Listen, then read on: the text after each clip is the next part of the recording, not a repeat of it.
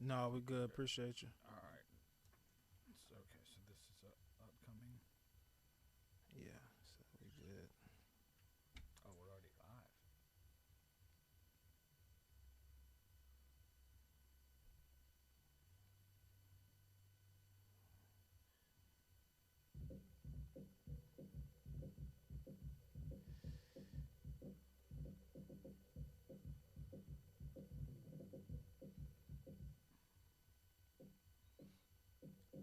The AB thing is just.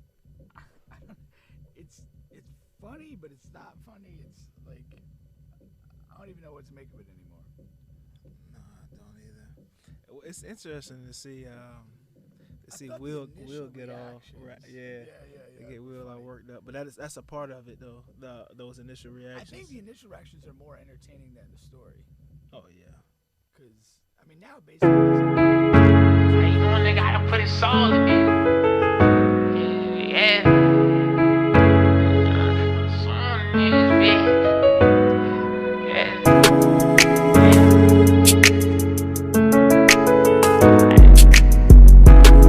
I'll do the ad-libs later. Yeah. Nigga, yeah, through the night. 23's got a ball like Mike. Gang, earn your strike. Fangs, my dogs gon' bite. That's right. I call it to my eye. It's just my. And I gon' jump like Mike. In the streets, gotta know your price. I love it, cause I know my brothers, they gon' slide for a G. Ain't with the drama about my commas, I'ma die by the G. I'm from a place where niggas hate, know they gon' slide for the free. I know some niggas say they love me while y'all hating on me. Lane to lane, all my niggas, I swear they so solid. I'm with the gang, tell my story, they gon' know about it. Come for the cameras, cause you know we got the feds watching. I'm from the gutter with bread and butter, got souls talking. Y'all nigga ain't get no love. Gas low, gotta hit my plug. Love, baby, I just lust. Now I'm paid when I talk about us. Cause I'm tryna show my mom's a go-getter. Hit my knees, Jesus, please make this soul better. Now get that bag, that's your patch, shit, that soul chatter. My life been fast, do the dash like my bros better. See niggas crash with that bag, ain't no love letter. Stepping with no mask on ass, I just know better. Mind over matter, no, I switched out like a pastor. I beat it up with no batter. I fell in love with the swag, cause it's that same thing. For all my niggas screaming gang. Niggas tryna bubble with no struggle just to maintain. But back to the basics, I ran it up in some aces. If you in the back, you ain't chasing with money. Long you go places, I live a life of a racist. If it ain't green, I won't take it. Get off that green light Jamaican. My chick, she raw, let's just face it. I know that's fast, but I can go bad. Streams, they get attached. Your wings, they gon' get snatched. Niggas don't mess with the way I act. My whole team gon' up they rag. Chase that cream, I ain't talking about snacks. Cause my dreams can't take no sack. Run up, your shit get wet. They tryna blame you when you seen the way. He hit you deaf, you and your daddy riding in a hearse. I pray for blessing, no more feeling like I'm getting cursed. No, I ain't make it, still got niggas asking for that verse. I'm tryna get some more. Can't fall in love with that money. Double back, had to check for more. See some change in my game, I can't trust a soul. I was down on my last, they seen the life I chose. I had to feed my wolves. Y'all nigga know I can't fold. Be the boss, no G.I. Joe. Y'all nigga gotta switch my flows. Straight down from head to toe. Back chick, she do the most. I know my brother's praying for me, I gotta take that road. Through the night, two things got a ball like Mike. Gang, earn your strike. Fangs, my dogs gon' bite. That's right. I call it to my eye, it's just my. And I gon' jump like Mike. In the streets, gotta know your price. Know your price. Yeah. I know.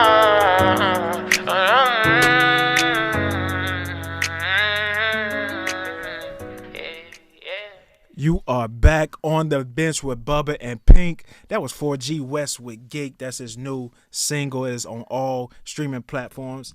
And, of course, we're on all podcast streaming platforms, and especially here on YouTube. Please like, share, and subscribe if you want to see us grow, help us grow.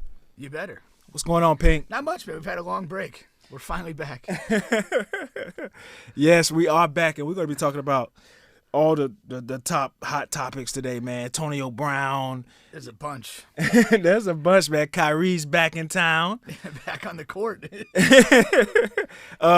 You got Jill Scott releasing sex tapes. Yeah, I'm curious about that. It's all type of stuff going on. It would help if I hit the record button as well for our for our audio streamers out there. They listen as well, man, every week. So we definitely appreciate you guys too. So now we got you guys going On a delay. Yeah, on a delay. But listen, Pink. Yes. Antonio Brown, man. Yeah. Antonio Brown. And before we get to Antonio Brown, let's get this out of the way. Of course, On the Bench with Bubba and Pink is sponsored by Overkink.com. The holidays have passed, but it's still a good time to buy a person a present. There's no timeline. There's no timeline on that. Get a person a gift. Get a person something. Valentine's Day is coming up soon. Yeah, Valentine's Day is right around the corner. Yeah. And what you want to do is you want to go to Overkink.com, use promo code Bubba Pink. Overkink.com has all of your bedroom needs. I don't care what it is or what you're into. Overkink.com Get a has gift for all your sex partners. That's right. All of them. All of them. Not just one. Because if you get one for one, the other one's going to be jealous. That's right. Trust me on that. All right? Oh, I love that. So Antonio Brown, he has quite a few sexual partners. But all that money, yeah. The girl reading the Bible on iPad. That's my favorite, man. That made that story such bullshit. Yeah, it really did, There's man. no way. It really did. When he started releasing text messages back then too, man, it got really crazy. But Yeah, you probably don't want to text AB anymore. no, you don't, man, because face-to-face communications only. only It's way only. easier to lie.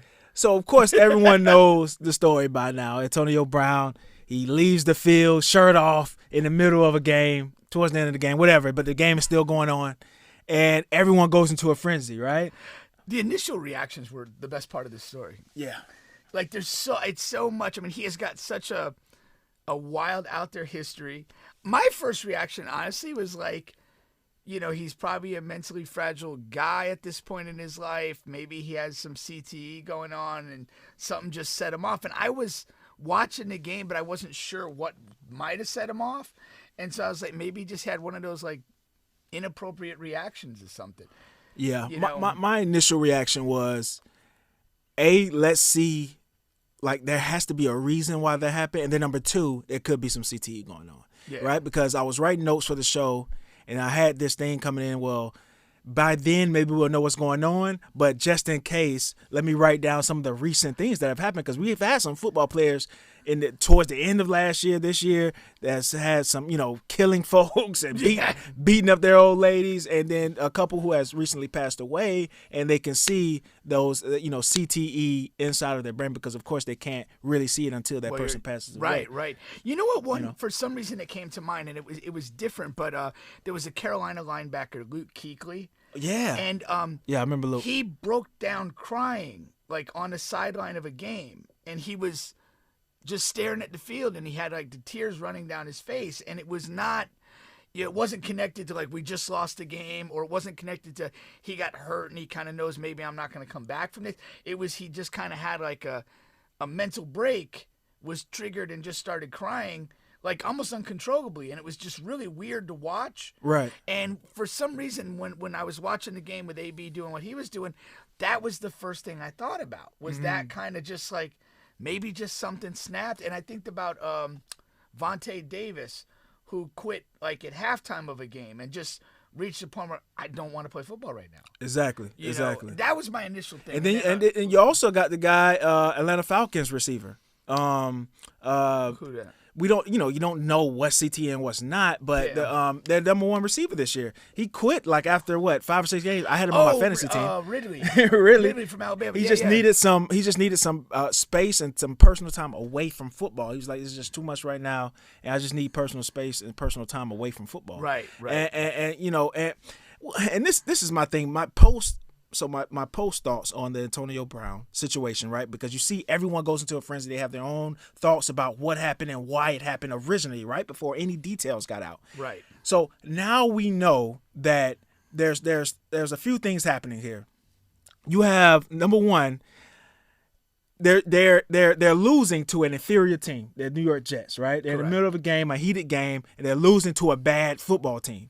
Antonio Brown is correct. He's not getting the targets that he would like, right? So you have him and Tom Brady, who, he's telling Tom Brady, yo, you going to pass me the ball today or what? You're only going to pass it to your buddy Gronk.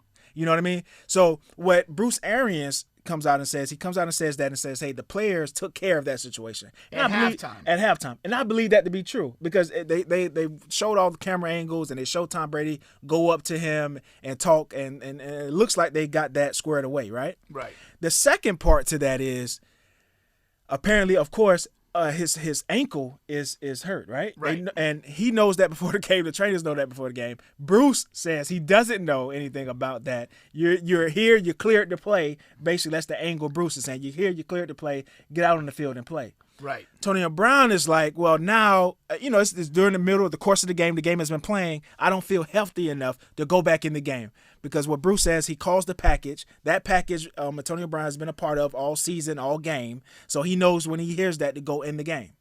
So it's heated. They're losing. And Bruce says, you're not going to get in the game? Well, that's it. You're done. You know what I mean? Get the fuck out of Get the fuck out of here. Antonio Brown is like, fuck, I'm hurt. You're going to cut me, fire me in the middle of the game. That's how he's receiving that. Now, I don't know if Bruce really meant in that moment, like, you're cut. You're right. We don't know that. We're terminating the contract. But that's how Antonio received it. And from that's an honest fucking reaction to have to receive that, to say, I'm done. You're cutting me now. Right. If somebody talks to you like that. You know what I Right, mean? So that's not out of the realm to think. Right? So he's like, fuck, you're cutting me? Well, fuck you. Yeah. So I'm out of here. You know what I'm saying? Yeah. And this is my thing, like, and people like that's home watching, right? They're saying that's so unprofessional, or something is wrong. There's something mental illness. When you're in a heated, like, a battle, intense, like, you can't talk to a person any kind of way. You remember you came to a game, right? You came to a basketball game when I was playing, right? Yes. And we were in a 2-3 zone, and I'm a reserved, calm, chill person no matter what, like in any situation. But we're in a 2-3 zone. I have the middle of the zone, right? Yeah. And first of all, I'm not supposed to be in the middle of anybody's 2-3 zone. I can't block any shots. I can barely jump off the 2 feet. But there's nobody else on the team that can play it anyhow. But anyway, there's a guy on the team who fucking, cusses me out in the middle of the game in front of everyone because he says I'm supposed to get the left corner of the 3-point line, the left 3-point corner. I'm supposed to go out there and stop that person from shooting the ball. Yeah. That's not my fucking responsibility. But anyway, you don't know what the fuck you're doing. We're playing a 2-3 zone, player zone. You don't know what you're doing. Why the fuck are you even on the team?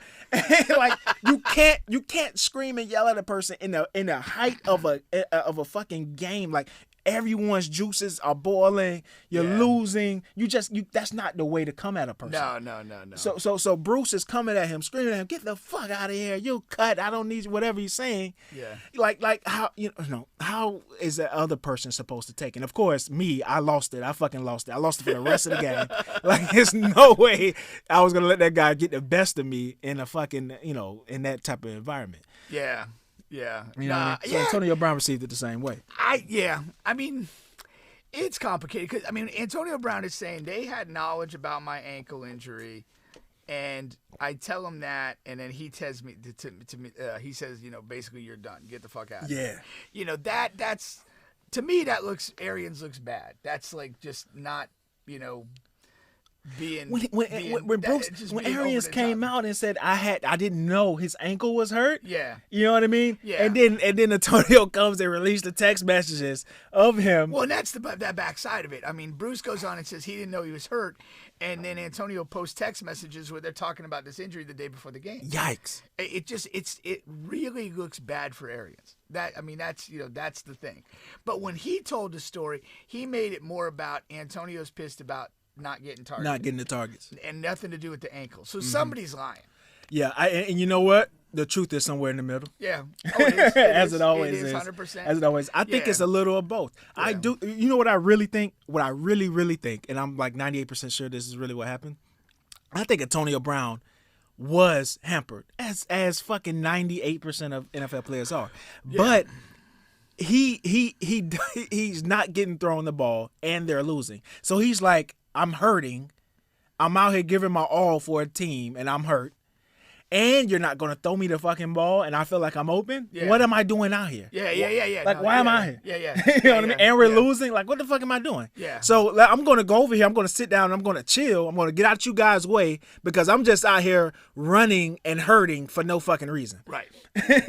You know what I mean, so I think that's the most realistic scenario is that he was hurt. He's trying to play through it. He's not getting the ball. It's like, why am I here? Why? We've all been there. Yeah. playing any in sports. You're there like, what the hell am I doing? Yeah, I'm just running up and down for cardio. Yeah. Like I'm not gonna get the ball to shoot. Yeah, exactly. But that's where the thing is. It's like that makes a whole lot of sense. But there has to be some interpersonal pent up it's built up. hostility because it doesn't. If you have a lot of if you have some equity in a relationship, you're not gonna it's not gonna go that south that quick. Unless there's just stuff like simmering right below the surface. It's built up. What did you say right before it went on air? You said somebody said that would BA say, "Hey, this is BA" when he's texting him? Yeah. Think about that. That means that, well, first of all, maybe he hasn't been texting them all year, AB, or maybe they know that they don't have each other's numbers saved. Like, there's no relationship there. If he has to say, "Hey, this is BA," da da da da da da da. Yeah. You know that they haven't been communicating via text or calls all year. Yeah. You don't have an ongoing stream of communication with that Exactly. person that you're like, whatever, Tuesday we said this. Now it's Friday. I'm checking in, whatever. It makes a lot of sense that there's probably not a good relationship there. And I do, for my thing, and I felt it last year a little bit with Brady, Arians he's a pro coach. He's not like a handholder type of guy. No. And he kind of dishes out his criticism in a kind of harsh, direct way. That's kind of his persona. That's not good for everybody. No. But I thought last year, before they kind of got rolling, there was a couple moments with Brady where I'm like, why is he coming at Tom like this? Yeah. But that at the end of the day, that's his style. They won a Super Bowl last year, so it's kind of like, it ain't terrible, Right. But you could see where he may not, there could be that, he could have abrupt kind of rapport with AB, nothing really personal, not smoothing it out. He didn't want AB. I know. If you remember, kind of even pushed when they on him. first got him, he made it clear, this is Tom Brady's guy. Right. He made that clear. And zero tolerance. Yeah. Any problem, he's out of here. He's out of here. So they probably had a poor relationship before this happened. Yeah. And and that's what you got. But I do think one other thing, I kind of was talking to a friend of mine the other day about it, is if we give some level of credence to maybe this being exacerbated by a mental health thing with AB, to me, it's very amusing how his potential mental health issue is measured against a Simone Biles or the tennis chick. I think that the women who stand down and don't do stuff because of mental health, there's this rush to circle them and support them. Right. And try to understand it and be sympathetic. And then with the guys, if that's what people start thinking is happening, it's like, oh, you're just fucking crazy. My thing is, I don't like when we point to mental illness. Like that's the first thing we go to anyway. I don't like that. Let the professionals, let the professionals fucking come out and say that, or let him at least be entered in consistent treatments at that particular time for that to be said. Here's the thing with that, and I think it's a dark path. Yeah. Because I think Shannon Sharp said something like this the other day. To be in that, at an elite athletic level, you are not normal. Right. And so if a trained psychologist or psychiatrist is going to sit down and talk to you, anybody at that level is going to give some answers that are going to set off alarms. Yeah. That is just the way that it goes. Yeah. I had it was really funny. My son played soccer with T.C. Anderson, and his dad is Neil Anderson. He played for the Gators. He played for the Bears after Walter Payton, and played with Walter as well, running back. And if you met Neil, if he sat down in the studio, he would talk slow. He'd smile. He'd be just engaging and super chill. And occasionally he'll tell stories about himself that just have you shaking your head like, I cannot believe that we're talking about the same guy. He's talking about himself. Exactly. I use the word lightly, but not so fucking crazy. And it was one time he was telling a story. It was I asked the question, hey, did your son play football at any point? They were high school age, and he was committed to soccer, and they're playing Division I soccer as well. And he's like, he played up to a certain point, and then he kind of paused, and he goes, it was like the greatest day of my life when he told me that he didn't want to play football. He goes, And I was taken aback, and he goes, physically he could do it. He'd have no problems. He would do it. He goes, but I played football, and we're fucking crazy, and my son's not. And he goes, that's just what it was. Exactly. Exactly. And, I mean, and he just told some great stories that, they're a hell of a thing to listen to, but you're also thinking, man, how does somebody do that? Like, that's just different. And that's why I think it's tough for mental health professionals to kind of really weigh in with any sort of gravity in this. Especially with those high-level athletes, like you said. Yeah, it's not normal.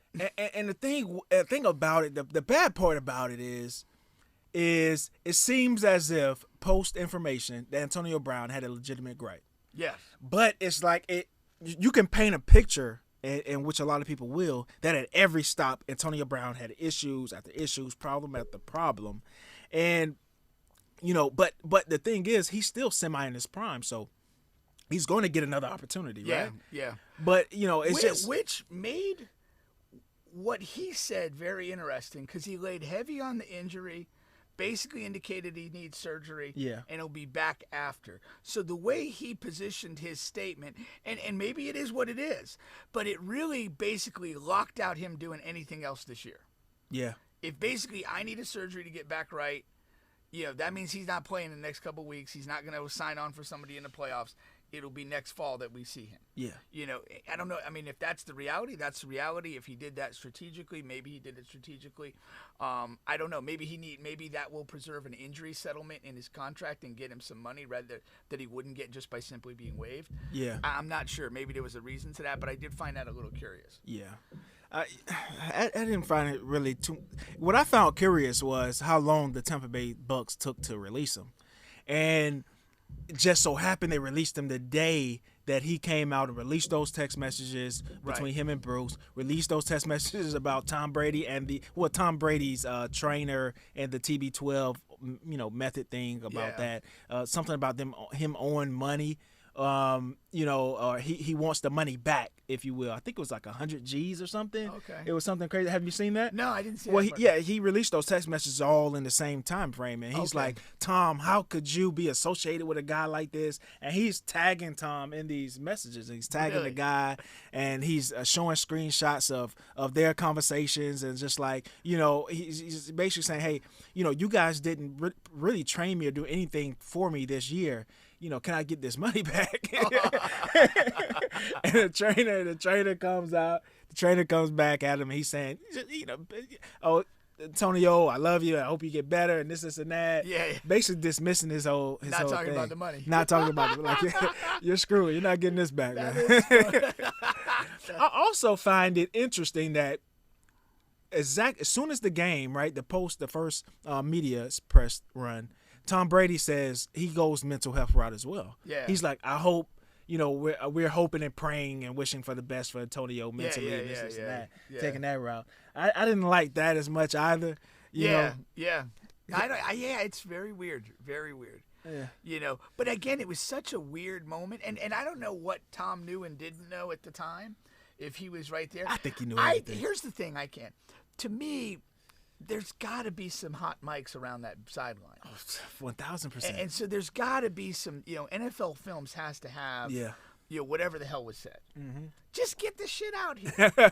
I mean, I was agitated with Antonio Brown for waiting 3-4 days to state his side of it. Yeah. It happened. You were there, bro. Give us what you said, and do it, that afternoon or that evening. Right. Just state it. Everybody has a social media platform. He's got millions of followers. He could have gone on like he did, but done it that night and been like, yo, here's what happened. Y'all saw me. Half y'all think I'm crazy, but this is why. And then to me, you get in front of the story and they're playing catch up. Yeah. And if you already have your receipts from 2 days before on the text messages, what do you got to worry about? If you're a team, are you bringing him in next year? Honestly, if I was a team, I would have to speak to some people that have worked with him and get the real scoop.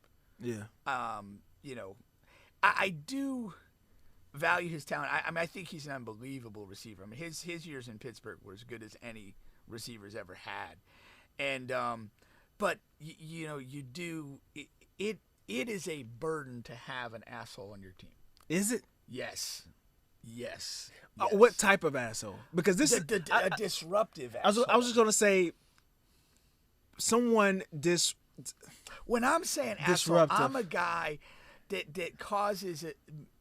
Like, if you're a guy who causes problems for the other team and you talk too much, I don't care. You can that's fine. That doesn't matter to me.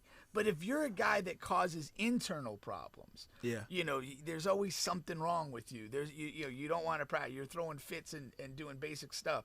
And I'm not saying this is but that's what I got to find out before I sign it. Yeah. Is this the real deal, or has he gotten a bad rap? Because I don't think he's a constant disruptive guy from week to week. Yeah. But what is, and I just talked about this earlier about the overall feeling of him, but it does seem like it gets to a point at every stop he's made. It does get to a point to where at some point it's going to be a crossing road with Antonio Brown, and something is going to happen of some sort. Yeah. But it's not constant week over week. It's just going to get to a point. Right. I mean, that's just the fucking common denominator. Yeah, you know what I mean? Yeah. So I think I can handle that because it's not a week to week thing. Well, it depends on what you're doing. Now, if you look at what the Bucks did last year, it was perfect. Yeah. He wasn't there at the beginning. He didn't make any waves. But he wasn't there at the beginning. So they brought him on excuse me, yep. as the season was unfolding. Yeah. So, we got to get, 13 weeks of decent behavior out of this guy. And he did. And he did. And he got to what, week 15, 16 this year. Yeah, well, I guess the COVID nonsense was started with the fake vaccine cover. So week 12. Yeah. No, because that is something. Yeah. A fake vaccination card. That's something, right? And that's what we don't want that. Being an ass, that could be a something. Form That could be a distraction. That's a form. I'll give you that, and I agree with that. So he got to week 12. Now, if I need a receiver, I'm getting him because I can get him for cheap. You're gonna get him for cheap, and he's gonna produce. Here's stage 2. With the way he behaves and the running out of stuff, the only situation that works is where the team is good. Oh yeah. Because you can't, he's not every bad with the Raiders. That that was the worst right. case scenario. And a team that is not that good and just wants to bring him in because whatever, it's not going to work because he'll get frustrated. I mean, he's mad. Tom Brady's not finding him. Bad what quarterback. What the hell is he going to do team? At Baker Mayfield or Jeff Lord. Goff or Jared Goff or one of these other clowns? Oh man. You got to have a situation where it's just ready to roll. The team's good, and then he stays engaged for it. He at this point in his career, he doesn't have the tolerance to just be running around playing football to play. You got to be in a real situation. No. And that's significant in what your decision making is to bring him in. I wouldn't rule it out, but I would definitely do some good vetting and good background. Yeah, I definitely agree with that. We'll definitely see how that story unfolds there. I mean, we know it's over with the Bucks. But after he rehabs, we'll see if he can find another home there. Now, what does this do for the Bucks? So you have Godwin, who's out for the year, right? Yeah. And now they've lost Antonio Brown. You have some injuries elsewhere. What does this do for the Bucks coming from this playoff run? It makes it a lot harder. It does make it a lot harder. It was a miracle how they won that game. They went 93 yards in a minute and a half. They still, they 93 yards in a minute and a half. He throws the winning touchdown to a guy that ran track and didn't play football at LSU. Yeah. Come on, dude. Yeah. It just makes it a lot tougher. Yeah. But, we're still 3-4 weeks from playing a decisive game, and, who's healthy at that moment? That's going to be the thing. Yeah. Any one of these teams could suffer. Aaron Rodgers could get hurt, or COVID. Some of that. I really hope that doesn't play a role in the playoffs, but I fear that it will.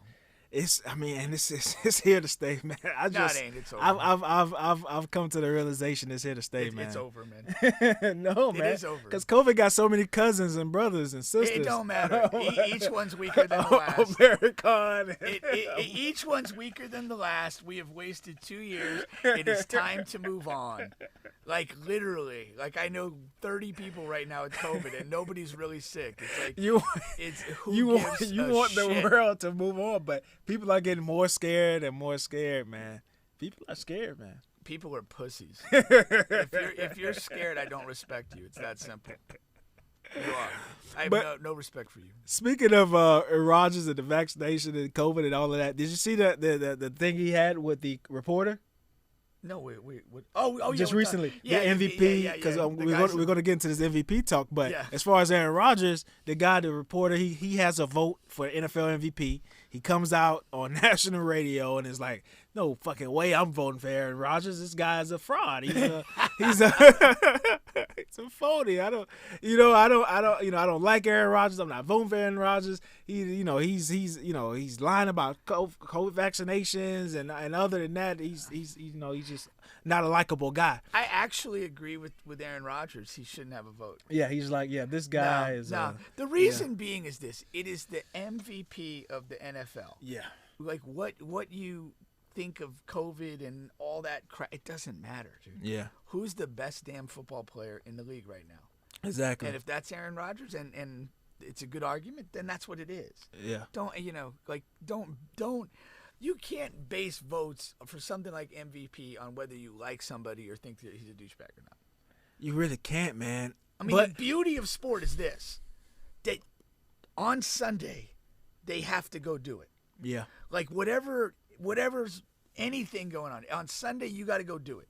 And if you do it better than everybody else, you deserve the accolade. But that's what a lot of these players, their gripes are that there's these reporters hold things against them, and these players, they get paid, man, off MVPs and all pro selections, and the media has control of all of that. Now the alternative is, back in the day, I'm not sure about the NFL, but I know NBA pre-1970s, the players voted for MVPs. Did they really? Yeah. In the NBA pre-1970s. And that was the only voting, the players only. Yeah, players only. So was it some combination of media members and players? That's how, Kareem won an MVP without even making the playoffs one year. You know what I mean? So because the players voted, he was the best player in the league. His team is trash, but hey, this guy's the fucking best player in the league. We know that. But that's the thing, right? So that's the alternative. Is either you keep it the media, who has biases. Oh, this fucking guy didn't talk to me after the game. Right. 8 weeks ago. I remember that. Yeah. I'm not voting for this guy. Who cares? He has 80 touchdowns and one interception. This guy dropped a dick on my shoulder in the locker room. Oh, Dwight Howard, I'm not voting for him, but shit. I kept him out of the top 75. Did you? Yeah. No, but seriously, man. Which one would you go with? I mean, would you keep it media? No, I like the players. Personally, I've always felt that real players know what's real. Yeah. And I value what they think. Yeah. And like I always some guys could be hyped up by media or whatever, but I'm always fascinated when legit players sit down and talk about who busted their ass or who was the toughest guy to deal with. And we referenced it earlier, the Players Tribune. Yeah. I love that thing. Yeah. Because they'll do little articles where it'll be like whatever, Richard Sherman, 5 toughest guys you covered. And he'll write, he'll describe, why is it hard? And, there's always going to be one or two in there that you're like, I didn't think about that. But, now I watch him a little closer. I see how that guy, that guy's the real problem. That. And I always value that. I don't have any issue with the players deciding that. Yeah. I would favor it. I didn't know that was a real thing back in the day. It was, man. Yeah. It was. I would stand by their decision 100%.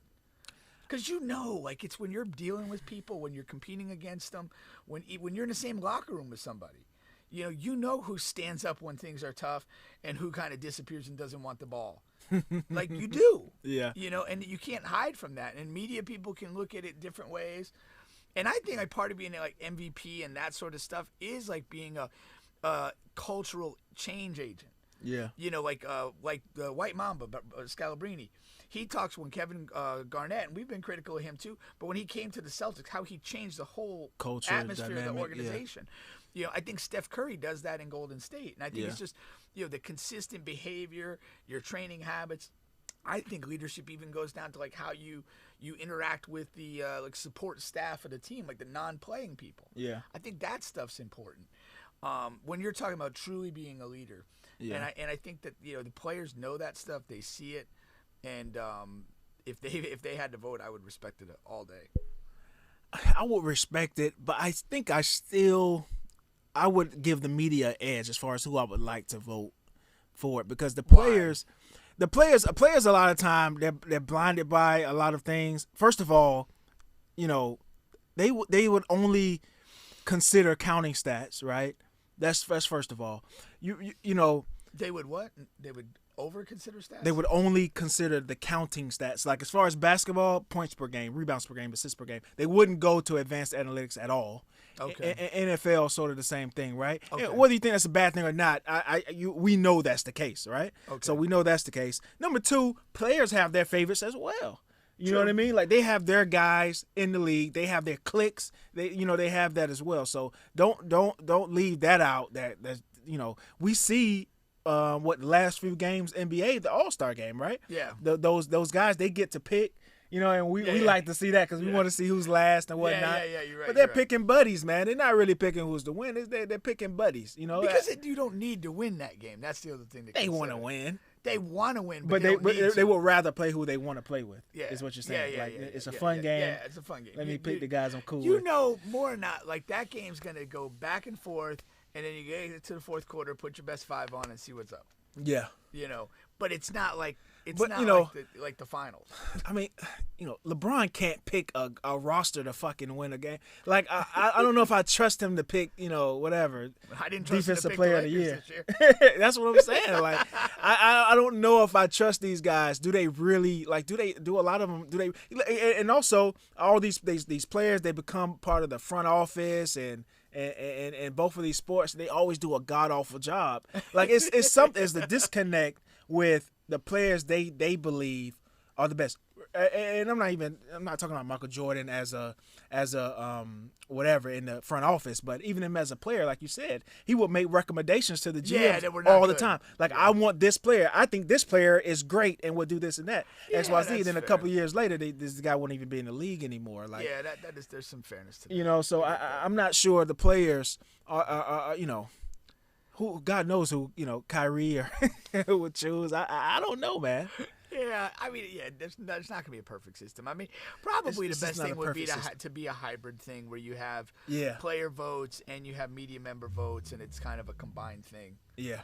So, I mean, I would really – the interesting thing would be is for all NBA this year, the 3 all NBA teams, is do like a media vote and let the players vote and see if there is much difference. I think that's the beginning, right? I'd be curious. Let's just okay, keep it media, but let's also see what the players think, see if it lines Right, up, right. and then go from there, make changes and implement a certain percentage of this matters or whatever. I think that would work. You know what I mean? And all NBA and all pro, like the bonuses are attached to that. Yeah, and not just bonuses, like elevated contracts. Yeah, too. elevated contracts as Yeah. far as supermax and things like Yeah, that, man. for So sure. that shit is important, man. Yeah, that's massively important. Yeah, just like this year. I mean, Embiid. I want him to be all NBA first, but you got Joker over there, and it's like, so what are they going to choose? You know what I mean? So yeah. Well, and honestly though, like when you get to some of these, it's like it's almost impossible to choose like one over the other and be completely comfortable. But you have They're to. both fantastic players. Yeah. And that's why I don't know that it just I don't. Would like you agree killing with me? yourself I think over I think the players would choose Embiid. You think the players would? Yeah, I think the players would choose Embiid. What do you think? That's interesting. I think Embiid's probably had more beef with different guys. And there might be more people. Well, that this kinda, year Joker is he's heating that realm. He He got guys. He threw one of the shitty Morris brothers on the ground. His brothers are coming to every game now.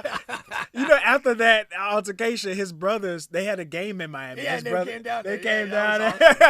That was awesome. That was. And you never heard a word else from the Morris brothers. That took them a couple notches down. They for me. needed to be taken. They took a couple notches down because they were like the bullies of the league. Like they would, They were into fake. not fake. Yeah, like don't mess with us. Like we'll Yeah. fuck you up. And tough guy. Tough guy. Yeah, I don't know. I don't know Tough if guys. I would possibly rate them below Rick Fox in terms of all NBA tough guys. We should do that one day. Top 10 tough guys in the Top league. 10 tough guys. In the But NBA. closing out the NFL MVP, who do you think will be the NFL MVP this year? I'd say Rodgers, honestly. Say The Rodgers? Packers have like the best record. Yeah. He's the key that makes everything go for them. And based on regular season, I would give it to him. I think Rodgers is the only legitimate choice. I think some other players, of course, they had a close enough chance. They Taylor with the Colts, but his last 2 games were a little cold. And you can ice out a running back like that. But NFL MVP, I mean, the last 8-9 games, you kind of have to be on your shit because the lights are on you, and one off game could lower you a notch. Yeah. It's not as crazy as the Heisman, but there is. But there is some credence to that. And also there's just no one really like dominating the league like that Mahomes year or that Lamar Jackson year. The A-Rod year from a couple years ago. Well, those guys, they had like the quality of newness. Yeah. And that was important to their campaigns. It was like we're seeing something young and something This was special. supposed to be the Kyler Murray year, or I think next year Joe Burrow could be that. Joe Burrow is setting himself up, man. Yeah. Joe Burrow is setting himself up.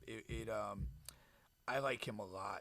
And Kyler hasn't had a bad year. He just can't stay healthy all games. The problem too is that he got banged up and their team took a hit. Yeah. Which in some weird way almost justifies his MVP. value. Yeah. But Rodgers hasn't had that thing, so he's well, he was out that one game for COVID, and Right. they looked god awful with the backup. And when Aaron Rodgers has not played, they've always looked shitty. Yeah. Like there's been no period of time where he's been out for 1 game or 3 games and they've ever been able to sustain. Yeah. I mean, he's a magician. Yeah. But I think that was the thing with the newness. But let's talk about Joe Burrow for a second. I remember like when LSU was rolling with him that year, I remember kind of saying he gives some Tom Brady vibes. He just got that cool guy persona. Yeah. He throws the ball accurately. He oozes confidence. And I remember saying that. And I have a friend of mine on Facebook who always seemed to be not believing in Joe Burrow. And I was not, I wasn't saying, hey, this guy's going to be Tom Brady. But I was like, I just had that vibe from him. And I couldn't understand, like, what's the critique of this guy? What is he not doing? And he's doing it. No, he's fantastic. I mean, of course, he got everybody's eyeballs in college. I mean, that 1 year was fucking crazy that he had in college. Yeah. So I'm like, I had some expectations for this guy, and he came in. I mean, he's been fucking good to me. He got injured. He got hurt. Yeah. He got hurt last year. So now he's come in and doing some of the same things. I think next year, like I said, he's going to be one of those younger guys that they're looking for. Okay, this guy 100%. can have a huge year and win that MVP. And he's got nice tools on that offense. Yeah, with Justin Herbert in L.A. Yeah. He's another one of those guys. Him. Yeah, he's solid. So- But so- they always the it factor. But here's a great Joe Burrow story, I guess, and it was from his rookie year. He got he was playing again. One of the defensive linemen told a story, and he got hit a little after he threw the ball, and he jumped up. He's like, "Hey, ref, late hit," and the ref kind of like, nah, play on, son. And he turned to defensive guy, and he goes, when I'm the GOAT, I'm going to get that call. Like, this is a rookie on a crappy Cincinnati team. That's what I'm saying. He's got that vibe. Like, he's got that thing, man. Exactly. I'm a fan of his, man. I look forward to watching his career unfold, man. Well, let's take a quick music break here, and we come back. We'll talk some Kyrie and some sex tapes, man. Sex tape.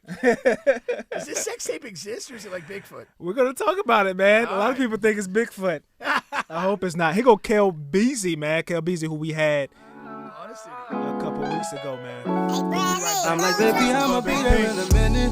Make sure you dress when I get there. Just trust me, baby, do not worry about where we going, just ride on. Let the motion ease your mind. Ooh. Girl, you had a rough week, I can tell. Either you're snapping on me or you to yourself. And you hold me down too good for me to let that slide. So baby, goodbye. Just sit back and ride. Sit back and ride with me into the night. Into the night.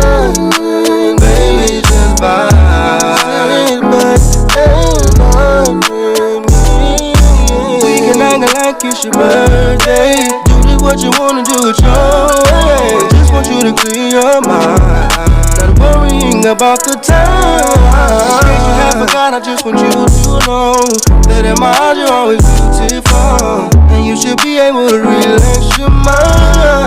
So baby, just vibe, just vibe, just sit back and ride, back and ride into the night, into the night. Baby, just vibe, sit back and ride with me. Baby, clear your mind. Let's go back in time. It's just you and me. Explore your energy. Girl, we got all night. Leave it till you're right. We can do anything. Baby, just ride. Just sit back and ride. Back and ride with me into the night. Baby, just vibe. Back and ride with me. Do you wanna ride with me? You wanna ride with me, girl? You wanna ride with me? You wanna ride with me, girl? Can you ride with me? Can you ride with me, girl? Can you ride with me?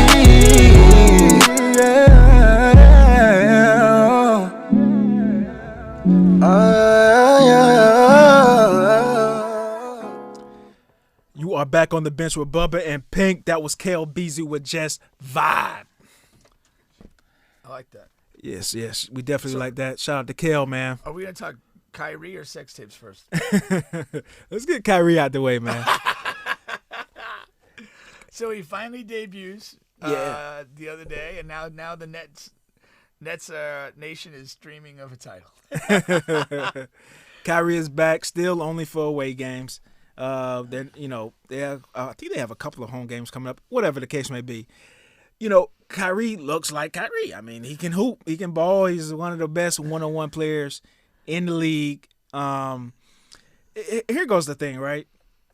I mean, the one thing I'll say is, I mean, like under the circumstances, he should be fresh and energized. Yeah, and probably as healthy as he'd ever been at the game, 38 mark, right, in his career, because he's basically, And again, I to me, like, think about this, like, okay, he hasn't been practicing with the Nets, but it's not like he's not picking up a ball and doing anything, So he's sharp, he's probably fit, and he's healthy. So I'm not surprised that he has a good game. No, I'm definitely not surprised. I mean, my thing is this: I've always been in the camp of those three guys on the court. They're winning the championship. Yeah. I just don't think there's on any team. I don't give a damn about size and defense. And when those guys are on the court, they're going to be locked in, just like their first game back with Kyrie. I mean, yeah. they're down. You got Lance make them dance, scoring 17 points in the first quarter, which is crazy. Shout out to Lance. But when the fourth quarter came, those guys, Kyrie's playing like the best defense he can possibly play. James Harden the same way. So right. when the push comes to shove, those guys will play some defense, and then you're not going to be able to stop them at all on the offensive end. And I was going to say, like the reality of this is when you get in late tight games, yeah, it's about scoring. Yeah. I mean, and if you got guys that can just get buckets, the teams that really aren't good, even in the playoff setting, it's because like you're in the final 5 minutes of a close game. You're like, where's the bucket going to come from? Yeah. Where are we getting it? And the Nets got three all-time dudes at doing just that. Yeah. And one of them's gonna be hot. One of them's gonna have a mismatch that they don't like. Well, one is always gonna have a mismatch. yeah, exactly. And I mean, like the NBA is brutal in that. Like they will hunt you down for those mismatch. Yeah. Oh man. It's like math. I mean, they find the mismatch and they just attack it, and you're just stuck. over and over and over. Yeah. I know we're off football, but that's one thing Tom Brady does. I mean, he finds that mismatches, that one guy who can't defend and who will get a penalty every time. He's going at that person every single time. Right. That's the same thing in the NBA, man. They're going to find that mismatch. They're going to screen that person to fucking death. Yeah. And you know, and these guys are one-on-one masters, man. Yeah. And you know, the of course the fans of the other teams, they just don't believe it because of fucking, defense. They don't play any defense, whatever. But here goes the thing. The reason why I just can't, of course, come out and just say the Nets are winning the championship is because of number one. I mean, Kyrie's only here 50% of the time. I don't know if this mandate stays throughout the remainder of the regular season, which we just talked about. COVID it's not going away. It has for me. What are we going to do with these playoff games? I mean, he's here, and he's not there. If I'm the owner of Brooklyn, I move the games to a different state. Sort of what Toronto did. Yes. Moving them down to Florida. Yes. But that's because the entire the Canada, you couldn't. It was something where they couldn't play, like, period. Yeah, they had restricted rules. They But just like, had whatever. I would just say Could you do that though? I'd find a way. Just because of Kyrie? Because I want to win a championship. Mm. And I want my fans in Brooklyn to win a championship. And if we have to play, our games in Delaware or whatever the hell, or Florida, let's do it. Yeah. I mean, come on. That's because where what are the other places he can't play? He can't play California, which they wouldn't see them until the finals. But the finals is what matters. If the Warriors will make it, right? But yeah. I'm just saying, to your point, that's like so far down the road. You still move the team if you have the ability to. Yeah. New York Knicks, you can beat them with James Harden and Kevin Durant. Yeah, are the Knicks even in a playoff spot right now? No. Okay. And that's it, right? Yeah. New York and Cali. Yeah. So, and it would be a fine. You'd have to have Golden State or the Clippers or the Lakers make it to the final. Yeah. It'd be a problem. Otherwise, and then an Eastern Conference matchup with the Knicks. Now, do you find any truth in that the people are saying, okay, him being there, the not being there disrupts the team's flow, from game to game? Yeah, yes, it does. But the reality is the way the season's unfolded with all the COVID call-ups and all this other nonsense, nobody has that right now. Yeah, nobody has the continuity, man. It's just that's not there. You're dealing with this, and you just deal with it. And their thing is they're short on bodies. Okay, we could have Kyrie play in Indiana last night, and that's cool. Or what? We'd have to call up a G League guy and have him play instead? It's not even a decision. I mean, 0%. I don't think it's a fucking problem at all. Yeah. I mean, these guys are just playing basketball. So you go out there, Kyrie misses a game, and he comes back the next game. Who gives a shit that the guy who had to play 25 minutes tonight only is going to play 15 or 10 the next night? Well, those guys, the bench players are that's their role anyway. That's their role. And the big thing is how do the other two big stars feel about it, and if they're on board? And they're cool. They're cool. Yeah, I'm sure that was the thing, and they've missed enough time themselves. This is just. Let's get through this. Let's get as much. Actually, I mean, the interesting thing is maybe they don't even want home court with the stupid rules in New York. Oh, yeah, that's another thing. Maybe they want this fifth seed. And then the last thing about that particular thing is Kyrie gets to somewhat stay healthy. I mean, he doesn't have to play every game. Do not underrate that. That's what I'm saying. Like him being healthy. You know what I mean? And I'm saying even right now, he's fresher than he's ever been at game 38. Yeah. And he's ready to roll. He's had his annual mid-season time off. Right. So you don't have to worry about him having to go to his sister's birthday party, him needing a couple of weeks off for mental breaks. He's had that already. Yeah, he's had it. So he's ready to lock in and go. He's ready to lock in and go, man. Yeah. I don't know. I don't see how any team can fucking beat this team if they're on the court. If they stay healthy and are together, then I think they're the favorite. Yeah. I mean, I still would like them to trade for Ben Simmons some sort of way.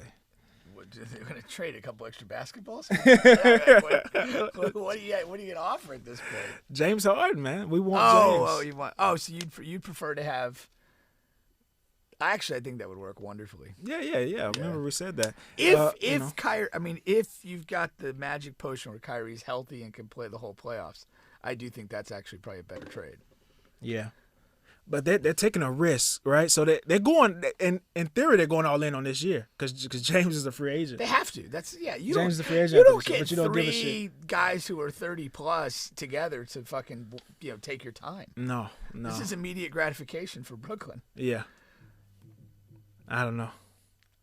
They're the favorite right now as long as those pieces stay healthy. Westbrook had a game with 0 turnovers recently, man. First time since 2017. Yo, what do you put what LeBron is doing, man? Just on the court. This is crazy, It's right? fantastic now, and again, again when he thrives in space, and when this happened, I thought immediately to some of the better runs with the Heat when he was the biggest guy on the court, and they surrounded him with some shooting and just kind of let him do what he wanted to do. That works. That's a winning basketball formula. It was a winning formula 10, 11 years ago. It still wins now. And he's been playing a lot of center, a lot of point guard. There's nobody in the fucking league who has done this. But that's before. what I'm saying. Is like when you have him and he can operate in both spots and has the space, he doesn't have to accommodate an AD or some other random big. He gets to orchestrate the whole floor. Yeah. And as long as his energy level stays high, you can't stop that. Nah. That's truly when he's at his best. Outside chance he can compete for MVP? If he continues to put up the monstrous stats, yeah. They have to win some games too. They do right? have to win some games, but they've been winning a bit more. They're beating up on the sorry teams. They're beating up on the trash teams. You gotta beat up on who you play, man. If they get themselves going, but you can already feel it. I mean, if he sustains this, and it's a big ask to sustain this for another 40 games, but it's already gotten the attention. I mean, people are looking at the stat lines and they're like, whatever. So if he maintains this, it already came out the other day. Like they're comparing stat for stat with Curry. And he's ahead of him in most things. And Curry's kind of been the more or less acknowledged front runner up to this point. So the argument's already there. Yeah. Can he sustain it, and do they they continue an uptick of wins? If they do, the award is his. What seed would they have to get to for it to be a legitimate chance? What would you say? I think they're like teetering on 7, 6 right now, something like that. If they get to 5, I think he gets it. Yeah. But to me, it's the stats are the key. Because I think Westbrook was in the 6 or 7 that triple-double year. Yeah, something like that. Yeah, I think. I mean, it might work otherwise. I mean, especially Curry's kind of cooled off. If any of the Curry's other, cooled off. If any of the other potential candidates have any prolonged period where they either don't play well or have to sit out, and he continues to just put up these monster lines, and they get to even like the 6th seed, there'll be a huge swell of support for him. Yeah. Because you also get that point is, it's already there. How long can we watch this? How long does this continue? And we need to reward it. And another thing I hate though, and it's growing, is the fucking now it's the Curry versus LeBron. Yes. Like legacy wise, and it's just so. It's just. I hate all of it. But I hate know, all of it. I know you hate comparing the players anyhow. Yeah. You hate the establishment of that. What I don't understand is, well, first of all, I get what they're trying to do. Right, LeBron is on his way out. Yeah. If the NBA doesn't find their next face, I mean, there's a growing sentiment that they could be somewhat in trouble. But the NBA has gone years without an actual face of the league. Yeah. You know what I mean? Like they've gone a long period, so they're going to be okay. You don't like the media doesn't have to fucking derive one. But the pitting the Curry versus LeBron is just it's not fair to fucking Curry and it's not fair to fucking LeBron. Like, it's just it's dumb to me because he's not anywhere close legacy wise to LeBron. Right. Like I understand. Well, I mean, like in what a 2-month span, you have the argument of him surpassing Jordan. Yeah. And then now 60 days later, we're worried about Steph Curry. Well, yeah. I mean, it's idiotic. Yeah, and then you got the Stephen A. Smith guy. He's talking about That motherfucker needs an oversized dildo shoved down his throat so he can't speak. Well, he's been out with COVID the last week. Good. But maybe he could be the last person to actually die of COVID. So long, Stephen A. You saying that why we're not talking about Curry versus Jordan though, Corey? I'm like, what the fuck are you talking about, man? Yeah. Like, Curry's an awesome player, and yes, he did change the game of basketball, 3-pointers. You got little 5-year-old babies in junior magic shooting the ball from deep, okay? And that is huge. I'm not, like, poo-pooing that or whatever. That's huge. But it's like LeBron is like, he's like a fucking, everything that he's done from the time he's coming to the league, like day one. Like anytime they come up, he's the youngest player to score at whatever at 17, 18, 19. They showed that stat. Like he's the youngest player. Well, yeah, I mean, he's been at every he's been plateau. the guy since they ran that SI thing when he was like 15. Yeah. I mean, he's been on in the crosshairs since then, and he hasn't faltered. He hasn't faltered. I mean, that's absurd. The only thing that I knock LeBron for, that's corny movie stupid. What the redo? No, like LeBron's life. Yeah. If you put it as a movie, it would be too corny and stupid to be acceptable. But he's actually done. But he's actually done it. Yeah. The only thing I knock him for is he's just a god awful GM, which we've already talked about. All the players, are. So that's it. But on the court, I mean, when he's playing, I mean, he's fucking. What he's done for the league. He's been the best player in the league for like a decade and a half. Yeah. I mean, Curry. I don't think Curry has had it 1 year where he's been the best player in the league. I know he's won 2 MVPs, but he hasn't been the best player in the league. I don't know. I don't. The 2 years he won MVP, I don't have an issue saying he was the best. No, LeBron was the best player in the league. There's no way. Like first of all, the year he won the year he won the MVP. And there's a word I'm looking for. He had every vote.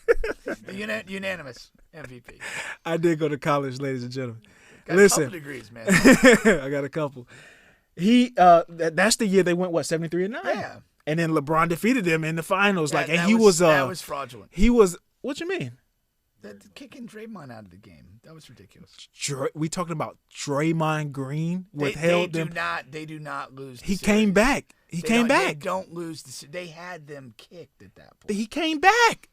It's not like he died. He came back the next game. He missed the elimination game. That was the key. There was another elimination game. Why do we miss? That turned the tide of everything. One game turned the tide of a series? Yes, it did. Because they were dead. No, they weren't. They were dead. They weren't dead. And then what about the years? And they were dead, and the bitch-ass commissioner threw him a lifeline. No. There was also a year where he won MVP, right? And he won the championship. But that's the year Kyrie and Kevin Love got injured. So what are we doing with that? I'm not participating in this debate. No. You don't get to say he died or the lifeline was given on one year. And then on the year before, you get to say, oh, well, I'm not getting into this debate. No, it's the same thing. No. That's not the part of it. We're doing what we just criticized people for. That's what I'm saying. Like that's the American way. Fuck the American way. I'm not impressed by the American way. I am in the camp that you just enjoy greatness. I know you are. And that's it. Like what do we accomplish? I like to compare when it's legit. When it's legitimate. If it's not legitimate, I'm fucking against it. Okay. And there's no active player that you can compare LeBron to legacy-wise. I agree with you. That's what I just said. I mean, you go from a couple months ago, we're literally talking about, most people probably feel that he surpassed Jordan. Yeah. And then like 2 months later, we're talking about is he better than Curry? Because Curry had a hot month and it's just stupid. He got the 3-point title. Yeah, it's stupid. It really is. Yeah, I mean, I don't think we as a show should endorse stupidity. We need to stamp that shit out with a vengeance. What we do endorse, people, is we endorse sex tapes. Hold on. Oh, my bad. I jumped the gun. We do endorse sex tapes, but we also endorse truth in the youth, man. Chantel, who was also on the show about a month or so ago, she has Truth in the Youth. It is a program. They are really doing a lot of great things with youth in the community. All right, make sure you guys look them up, Truth in the Youth or Chantel Rumpf. They're doing a lot of things, teaching youth, they're coaching youth, and keeping them out of trouble. All right, look them up. Awkward transition to sex tape. But who knows? Jill Scott was once a kid. We can rest assured that somebody in the youth organization there is going to drop a DP or throw some snapper to somebody. I didn't want to say it, but it's inevitable. It's inevitable, man. Yeah. But listen, man, Jill Scott, a wonderful artist, a actress as well. A couple of years back, she had a performance. Right? It was a performance. Where she did some things with a microphone that you wish she did to something other than a microphone. exactly. And it got a couple, got people mumbling and rumbling about, could she do this in the bedroom? Maybe she has done it in the bedroom on videotape. All right. Well, that has resurfaced. All right. Thankfully. And there are people in this world who lay claim that they have video footage and have a Jill Scott sex tape. So much so to where it got so much juice to where Twitter it got juiced up on Twitter, and then she responded to it. What did she say? And came out with a post. She took the high road and she didn't confirm or deny. Right? So she said, "Hey, I wish you guys would show this much energy, when I, to my next movie or to my next album, single, things of that nature, I could or could not have it, whatever." Yeah, I don't like that. And here's my thing. I mean, yeah, we want to see Jill Scott. I want to see, more so than I want to see her with me and see if she can do it, right? But, That being off the table, you'll take some random dude to sex tape. No, but listen, is there like a celebrity that you like fantasize of seeing a sex tape about? Is that a real thing? I haven't considered it in a little while, but I guess I was gonna say I was gonna take a little different tack with this. Like, I like the concept of the celebrity sex tape. You do, because it's somebody you've watched them do stuff or whatever, and you're kind of like you have some. I don't know, some vague connection to them, and you're like, well, wow, it'd be interesting to see that person put in a shift in a sex. Like, what? This is good. I want to see it. Like, yeah. Like, again, with Jill Scott, like, she was like, whatever, the abused chick in the Why Did I Get Married movies, and, the deputy there kind of took advantage of her. So, God bless that guy. But, like, you're like, hey, what would this be like, Yeah. And like she's an attractive woman. She's a little bit of a bigger girl. Maybe she feels she's got to put in an extra shift. Bring the A game. I don't know. I mean, it's all intriguing. It is, man. It is. And I think that's like with celebrities like that. Like, you watch them and you think about them. Like, hey, what would that? And now if and she puts in a good effort in a sex tape, you're like, hey, that's great. But like we talked about off air, that could be a negative to her career as well if it's not as good as we think. Oh yeah. But the microphone thing, like that was telling. that is good. No, yeah, because like a chick that doesn't know how to suck dick is not going to put the shift on the microphone like she did. I agree. That had some significance. Yeah. Yeah, there's no way.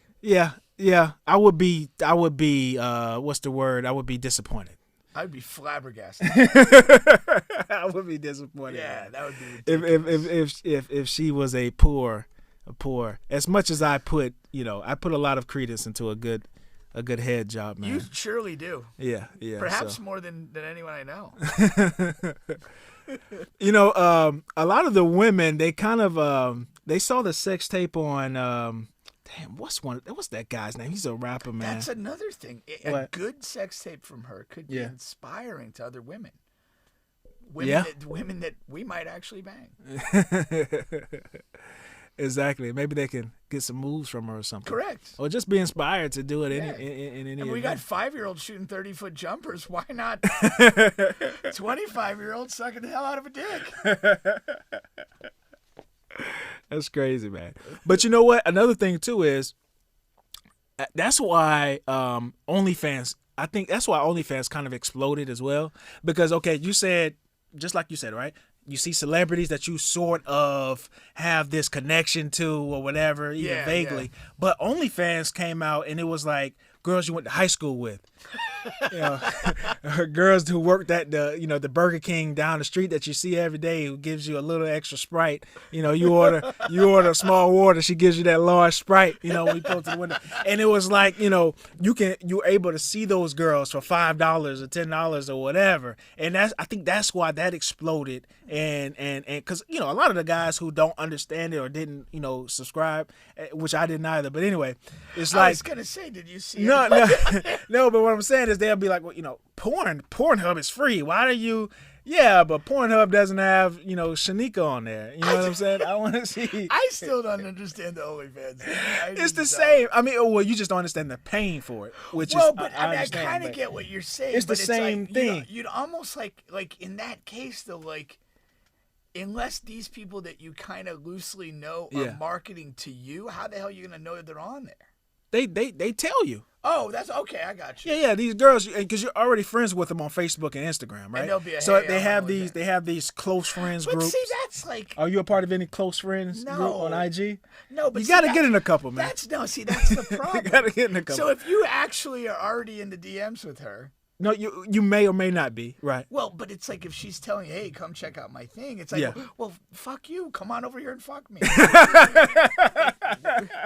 well, it's kind of like you get to test the goods I'll throw first. some Popeyes in here. What are we doing? Well, not test, but you get to see the car. It's like you see the car online before you go and test drive it. You know, I dude. You don't want to see the car online. This is getting worse by the minute. What's that? If you seduce them with a little chatter and get some nudes, without for free, and like away we go. Like, what do we? Why? I don't get this OnlyFans nonsense to people that I actually can connect to. I know. I get it, man. Yeah. I get it. I understand how it exploded the way it did. I think it was a great idea. Just when you think all ideas have been exploited. Nah, how could it be a great idea if it exploits men? It doesn't exploit men. Who's paying? You got men on there too. I'm not paying for that. What the hell? No, I think that's a dark day for manhood. When I started to get on there, man. Matter of fact, Black had his thing. He I don't know if it was real or not, but he was saying, "Hey, subscribe to my YouTube channel and subscribe to my OnlyFans, man. Whichever one you feel like subscribing to today. Just Black TV. You know what I mean? Depends on your mood. It depends on your mood of your day. I don't know, man. You know? I just look at it as a bad day for manhood when we're paying for pictures. Yeah, it's not my thing, but I understand it. Yeah. It's not pictures; it's videos too. They have the dildos and they go to town, man. All right. I've heard of these things. I'm not saying like. Let me just say this: you are way too comfortable telling this story. Way too comfortable. I've heard of these things, man. Checking everything. I know. Hopefully they went to overkink.com and got a couple of their things. I want to review your accounts here. Oh, man. Where does my money go? OnlyFans. Oh, man. Let's take a quick music break here. But listen, I hope it comes out, though. Oh, I do, too. I'm all for it. Yeah. In a free format. You're not going to support? No. We'll be right back. You are on the bench with Bubba and Pink, home of sports, music, and mayhem. First time we said that today. That was some mayhem right there, man. That was good mayhem though. Here go Bay Bubs. We'll be right back. Girl, shut up. I love you. Right. Hey.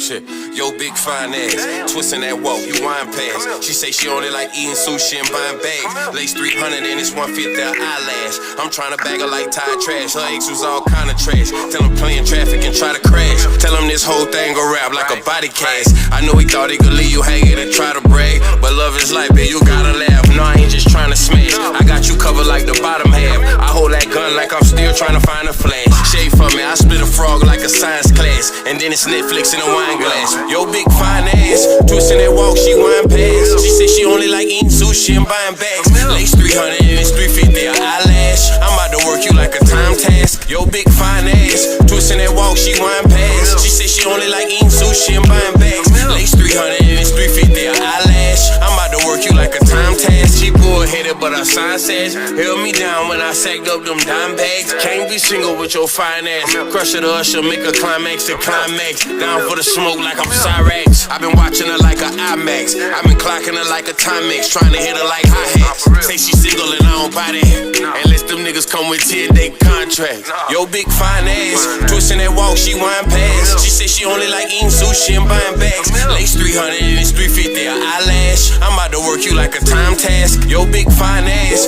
twisting that walk, she wine past. She said she only like eating sushi and buying bags. Lace ass. Camille.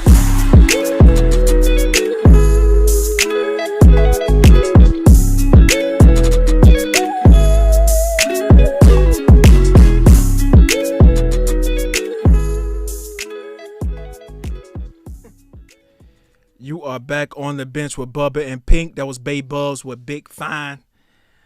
Once again, On the Bench with Bubba and Pink is on all podcast streaming platforms. Please find us on YouTube. Like, share, and subscribe. I must have got too close, man. I think you did. Yeah. I got this new cologne I've been wearing, man. Really? Yes. My cousin gave it to me. I don't really like it. It's real strong. Really? Yeah. Do the ladies like it though? I haven't came across any ladies yet, but I'm gonna Really? Test it. Good. I'm gonna test it. Yeah. Let us know the feedback next week. I haven't came across any ladies yet. But yeah, I'm gonna definitely let you guys know. What's that got to do with cologne?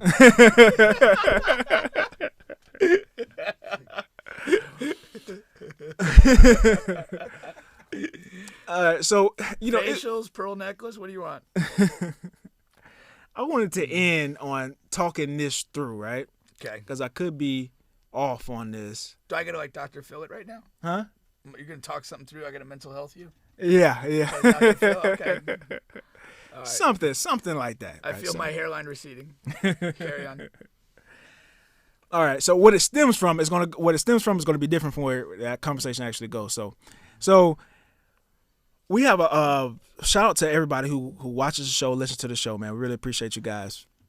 But of course, a lot of times we get feedback, or we get people who listen to the show and they're like, what's going on here, what's going on there. So one time, like very, very early on, a person called Juan and was like, yo, is that is Bubba, is Bubba a white guy, a black guy or something?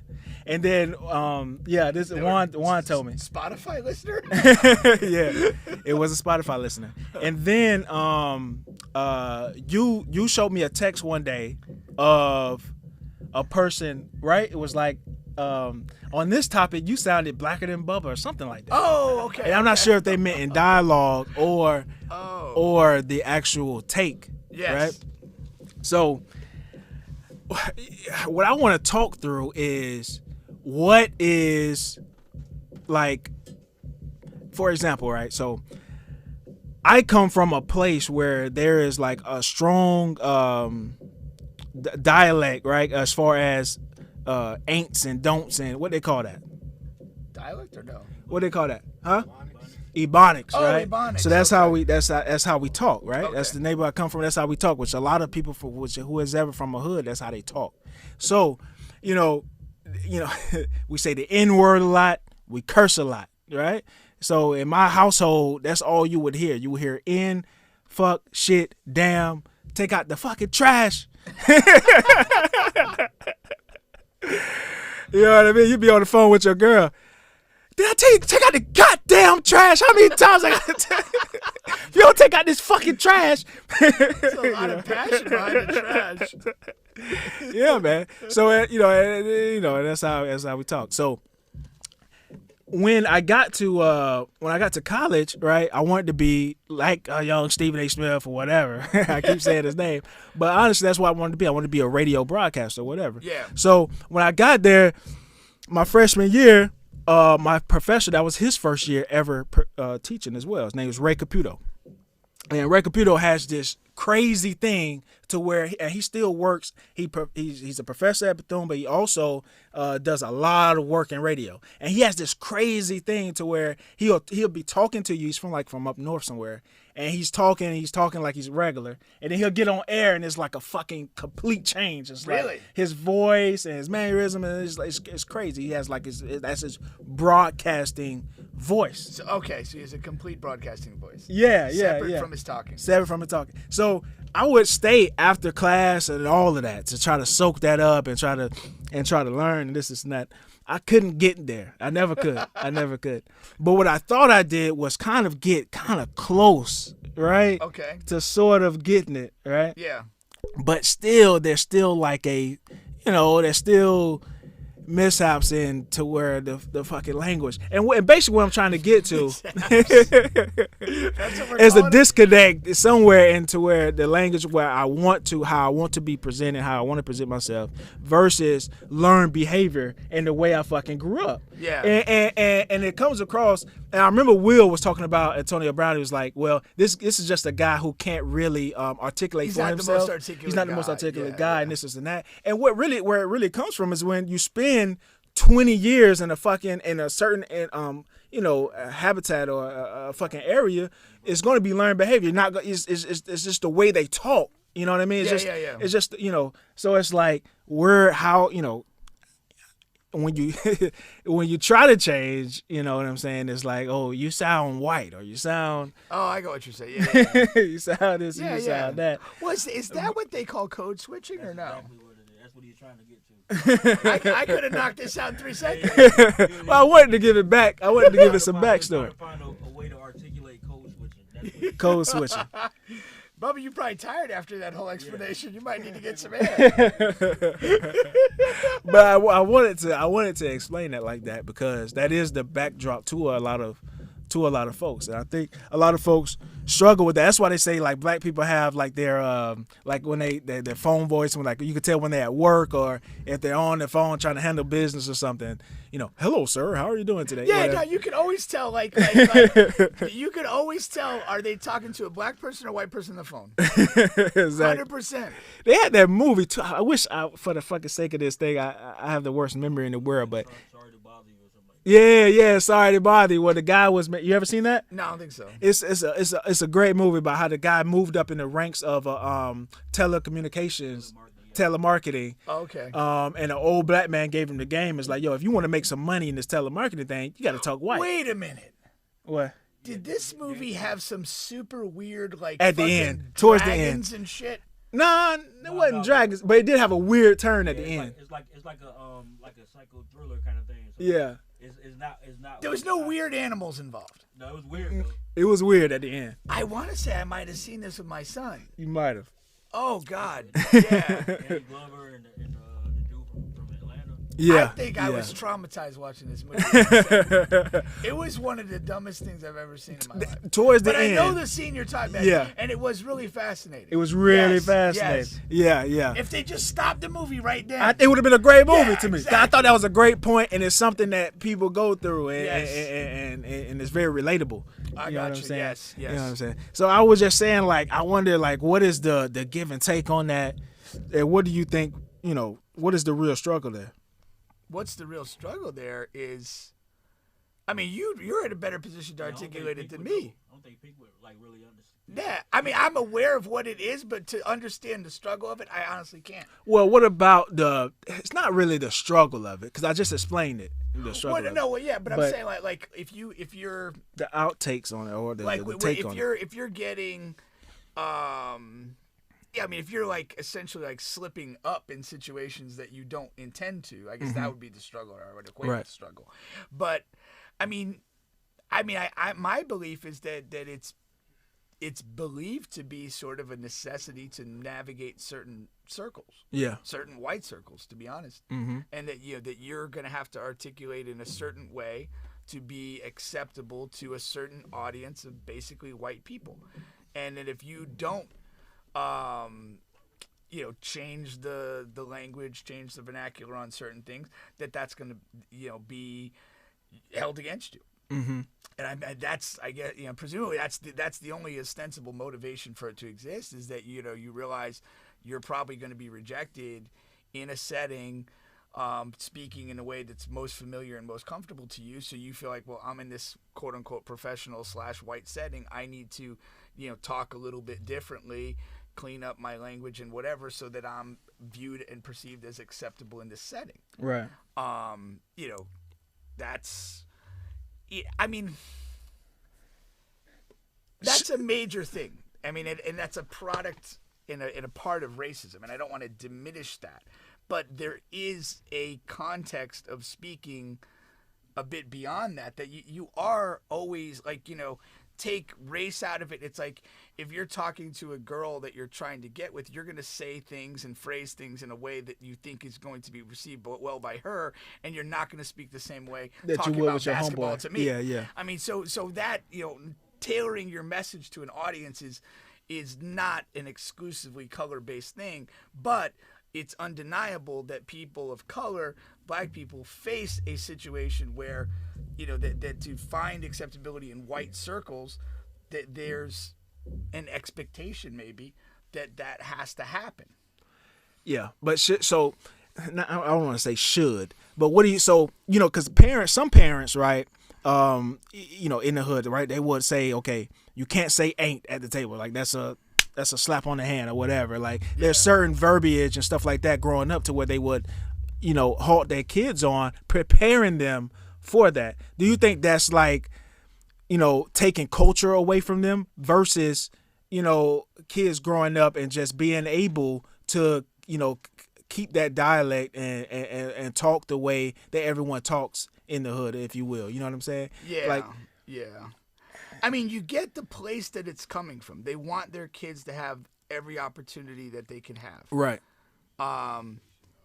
Does that, and I would think here's where the problem is potentially you get to a point where, like, if your parents are those parents and you're going to literally be drilled or slapped into speaking a certain way, then you're going to be in another setting amongst friends, maybe people in your neighborhood, on your school or whatever, and you are going to be the guy who talks white or whatever. Right. And, and that can create its own issues in that particular setting if you're not, adept at navigating it. It's just really, I mean, a part of most people, you just want to be who you are. I love to cuss. Yeah. I mean, it brings me joy and pleasure. I like to say inappropriate things, but like I know I can't always do that. Yeah. And it's kind of frustrating. So I mean, I think it's almost idealistic and absurd to say that I can only have one way of talking and take it or leave it, love me or hate me on it. You do have to be able to communicate in different ways. Exactly. And I'll also look at it from the perspective of, like, let's say, like, coaching what I do and dealing with clients. It's like, if my objective is to communicate to you or to communicate to Ant or to Black, I've got to try and tailor my message and like combination. I'm listening to what you're giving me and I'm responding to that to truly communicate with you. Or if I'm trying to teach you something or coach you to do something, I have to find your wavelength of communication. I can't just assume that I'm going to deliver the same message to every kid that I'm coaching. It won't work. Yeah. And it's lazy. And so from that perspective, it's okay to be adaptable. All that's valid, but also now with broadcast, especially with broadcasting, like doing podcast, radio, now you have the ability to broadcast yourself, and you don't have to